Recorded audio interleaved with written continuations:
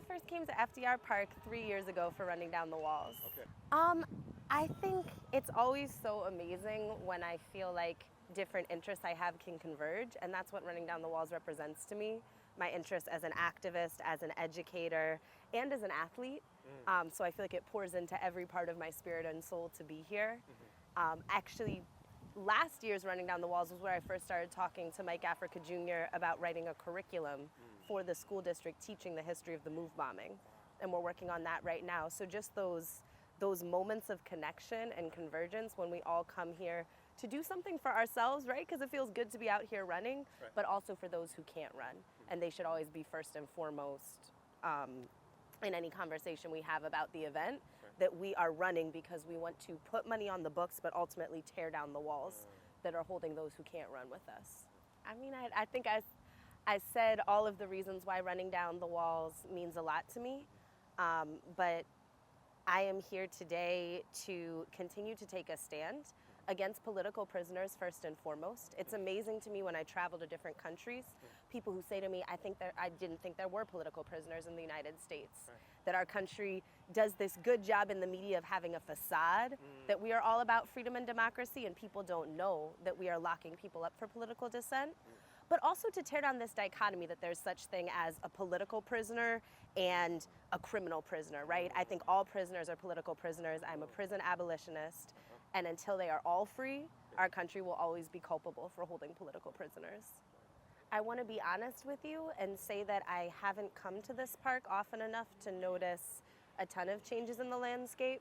I mostly just come here for running down the walls. There are other spaces in West and Southwest where I tend to run. Okay. So I always notice that there are like people out having events, whether it's, a cookout, a sports game. It seems like a hub that a lot of different people in the community use. Right.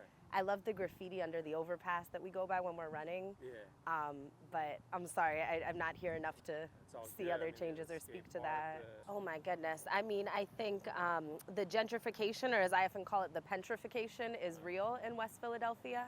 So where I live in West is close enough to Penn's campus, Drexel's campus, that this manufactured idea of University City, which is essentially a sterilized and sanitized version of the neighborhood that caters to people who have come from outside Philly to study here, that bubble is just spreading. And it gets further and further, whether we see it in terms of new properties being developed, rents going up, our roads and other pathways constantly being tore up for new developments. Or even things like the fact that we get more and more people who are likely to call the cops on Black and brown people, especially Black and brown teenagers like I teach, are more likely to be seen by someone who's coming in through gentrification and be targeted in that way.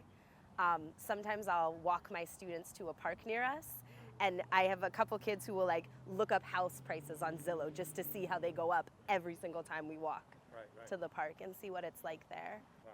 Yeah, it's also ironic the way that then the neighborhoods that we live in, that my students live in, as they get pushed more to the margins, they become more and more food deserts, right? And so like a lot of my kids, like, there might be a farmer's market at Clark Park with fresh, healthy, organic produce. Yeah. But, they have, if there's any produce at the Poppy store, that's what they have access to. And I think in spaces like Bartram's Garden, there's a lot of really cool land reclamation to grow our own food.